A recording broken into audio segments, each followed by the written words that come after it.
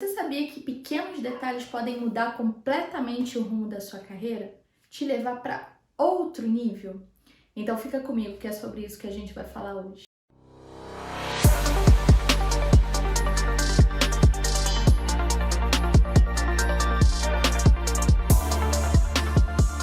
Oi, eu sou a Kézia, atuo como Tech Recruiter já há algum tempo e eu quero compartilhar a minha vivência, a minha experiência com vocês. Então, o que eu vou falar aqui não é uma verdade absoluta, foi o que eu vi dentro do tempo que eu passei e passo fazendo o processo de Tech Recruiter, o processo seletivo, trabalhando no dia a dia como RH. Então, pega o que você achar que é viável para a tua realidade, para o teu dia a dia e aplica se você achar interessante, tá bom? Não tem um certo e errado, meu jeito não é o certo, meu jeito não é o errado, é o que serve para mim e o que eu quero compartilhar com você, tá bom? E eu espero que você tenha gostado aí do meu novo cenário, da minha nova cadeira, do meu novo companheiro aqui de vídeo. E é para melhorar mesmo, é para trazer um conteúdo ainda melhor para você. Se você não está inscrito no canal, se inscreve, vai me ajudar, vai me motivar. Se você puder, deixa um like, deixa um comentário também, que eu com certeza vou ter muito prazer em responder você.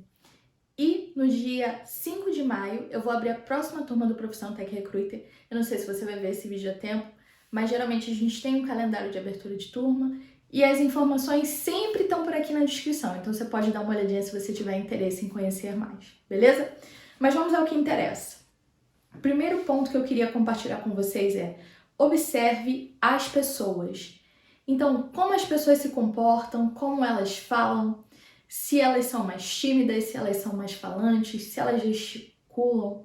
Então, você pode aplicar isso não só no seu ambiente de trabalho, mas também na sua casa, com os seus amigos. Então, começar a entender melhor sobre pessoas. Quando a gente, principalmente, está começando a trabalhar como Tech Recruiter, a gente se preocupa muito com a parte técnica e esquece da parte comportamental. Então, eu sempre falo isso. Se você quer ser um bom Tech Recruiter, você precisa sim, deve sim, entender o que é um front-end, o que é um back-end, o que é Java. Enfim, essa sopa de letrinhas aí da tecnologia você deve entender. Mas você também deve ter sensibilidade, deve ter empatia e deve ter principalmente um poder de decisão. Porque é você que manda na entrevista, entende? Eu tô falando isso no bom sentido, tá, gente? Então, é você que vai decidir se o teu candidato ele tá apto para aquela posição. E pode ser que ele não esteja apto para uma posição com um gestor X, mas que ele sirva para uma posição com um gestor Y. Então, como você vai saber se você não conhece o perfil daquele gestor? E isso tem a ver com observar pessoas. Então, passa a fazer esse exercício, passa a entender. Exemplo, o gestor X gosta de gente mais introvertida, o gestor Y gosta de gente que fala mais comunicativa.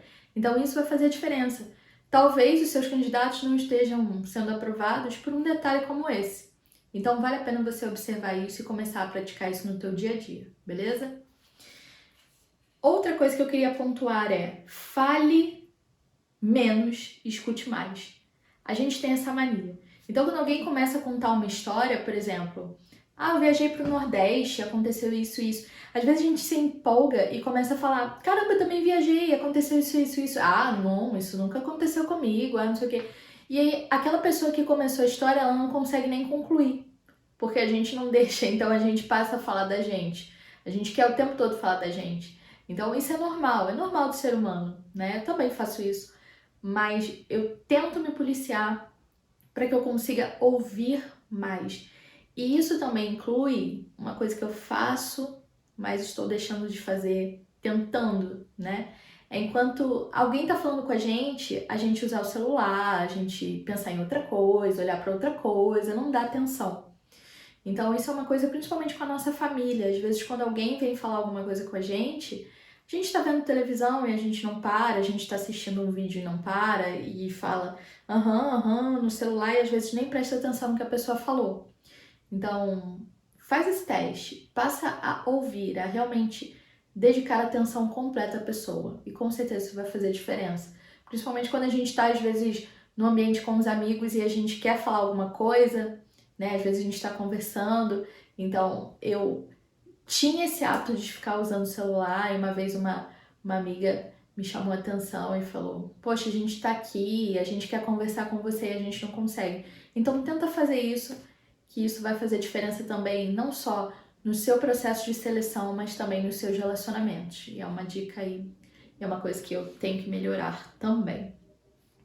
Outra coisa é, se atente aos detalhes de verdade. Então, para mim, um tech recruiter que se destaca, ele se atenta a pequenos detalhes. Vou dar um exemplo aqui de uma coisa que acontece sempre comigo e com a minha equipe. Eu sei que fazer um curso é uma decisão importante. Então, por exemplo, eu tenho um curso que é a Profissão Tech Recruiter, como eu já falei, e a gente sempre tenta criar um material para que as pessoas leiam com as informações mais frequentes. Então, por exemplo, quando são as aulas ao vivo, qual o valor do curso, qual é a duração do curso, esse tipo de coisa assim, bem comum. E a gente sempre tem um documento de PDF, eu sempre posto nas minhas redes sociais, e mesmo assim as pessoas vêm fazer essa mesma pergunta sempre. E às vezes a gente manda o PDF e as pessoas vêm fazer essa pergunta. Eu entendo se a pessoa não leu, tudo bem, ela não vai ter como saber. Eu entendo se para a pessoa seja mais fácil perguntar, ela também não vai ter como saber. E, gente, eu não tenho problema em responder, tá bom? Quantas vezes vocês perguntarem, eu e minha equipe vamos responder. Não é esse o ponto. O ponto aqui é, se você não consegue parar para tentar, para se atentar aos detalhes de um curso que você quer fazer, então para um pouquinho, preste atenção no que está escrito lá, vê se realmente é para você. Tô dando exemplo do curso, mas isso vale para qualquer outra coisa. Às vezes a gente compra uma coisa errada na internet porque a gente não presta atenção no detalhe. Então, se uma coisa era 220 volts, a gente precisa comprar 110, a gente compra 220. Isso já aconteceu aqui na minha casa, por falta de atenção mesmo. Então, assim, passe a se atentar realmente aos detalhes, né? Então, isso também vai fazer diferença. Se você receber um e-mail, leia o e-mail uma vez, leia 2 vezes. E aí, se você teve dúvida, pergunta. Olha, eu li isso aqui e não entendi. Mas pergunta mesmo, não fica com a dúvida. Porque às vezes, quando você perguntar, cada um às vezes tem uma interpretação de uma determinada coisa, então é bom perguntar. Eu tenho uma interpretação às vezes diferente da maioria das pessoas e eu vejo isso. Talvez porque eu seja uma pessoa atenta aos detalhes. E me incomoda quando eu não consigo fazer alguma coisa da forma que eu gostaria, nos pequenos detalhes. Então, talvez se isso também te incomode, passe a fazer menos, às vezes é bom também. Porque às vezes a gente se prende muito aos detalhes e não pergunta para tirar a dúvida do que realmente é. Então eu também tenho aprendido a fazer isso, que é, se eu vi uma coisa e não entendi muito bem, eu vou e pergunto para ter a certeza do que eu tô falando. E, enfim, faz esse teste, se atenta aos detalhes, leia com mais atenção as informações e se você não souber, pergunte, tá bom? Se você é meu aluno e tá assistindo esse vídeo, isso não é para você, tá? Então não leve pro coração. Isso é realmente um exemplo que eu usei de algo que acontece no meu dia a dia. E eu sei que as dúvidas vão surgir mesmo, é normal. Então não se preocupe com isso, tá bom? E a última coisa que eu queria pontuar, e que eu acho que é uma das mais relevantes aqui, e que isso vai fazer diferença com certeza na tua vida profissional como tech recruiter, principalmente se você for autônomo, consultor, mas isso também se enquadra para quem é CLT. Então, vou dar um exemplo bem prático aqui. Vou falar primeiro do autônomo. Você está lá, fez o processo e tem 3 candidatos para enviar. Então, você vai montar o e-mail, você vai pegar e vai enviar os candidatos, vai anexar os currículos, vai fazer um parecer e pronto, acabou. Ok. E aí, o seu concorrente, a consultoria concorrente ou outra pessoa, enfim, que seja, tem todo um processo. Então, ela pega esses mesmos candidatos, supondo que sejam exatamente os mesmos candidatos que você enviou. Porque se as consultorias são concorrentes, eu não tenho como saber quem você está pegando. Mas o cliente sabe, porque ele vai receber. Então, supondo que você enviou 3, a consultoria concorrente enviou exatamente os mesmos 3. Só que no seu e-mail estava bagunçado. Você enviou de qualquer jeito, não organizou as informações. Já a outra pessoa colocou os currículos e criou um padrãozinho para cada um dos seus candidatos enviados. Então, colocou o nome, aí na segunda linha falou das características comportamentais, na terceira linha falou das ferramentas que a pessoa conhecia, na quarta linha falou da pretensão salarial, na quinta linha falou da disponibilidade. Eu tô dando um exemplo, tá bom? Bem genérico. E quando o cliente abre esses 2 e-mails, o que ele vai ler primeiro? Gente, o tempo do cliente também é dinheiro. O tempo do cliente é praticidade. Então, quanto mais você facilitar a vida dele, melhor. O cliente geralmente não gosta de um parecer muito grande, a não ser que seja um cliente que peça isso. Então, às vezes, você faz um parecer tão grande e não é objetivo. Então, se atente aos detalhes que realmente precisam estar no parecer. Então, o que o cliente geralmente precisa saber? Disponibilidade, pretensão salarial, que ferramentas conhece, se ele fala bem, se ele se apresenta bem, se tem uma boa... se é tímido, se fala mais. Então, essas informações são mais relevantes, é claro, e as informações específicas que você precisa colocar na sua vaga, isso também é relevante. Mas o que eu quero dizer aqui é, se o cliente tem 2 opções de escolha, o que ele vai escolher? O mais organizado, em que as informações estavam ali claras e padronizadas para ele, ou alguém que enviou lá tudo assim, de qualquer jeito, aí em um pulou linha, no outro fez tópico, no outro fez linha corrida, enfim. Quem vocês acham que o cliente vai escolher? Eu escolheria o mais organizado. Primeiro porque vai poupar meu tempo. Primeiro porque demonstra mais capricho.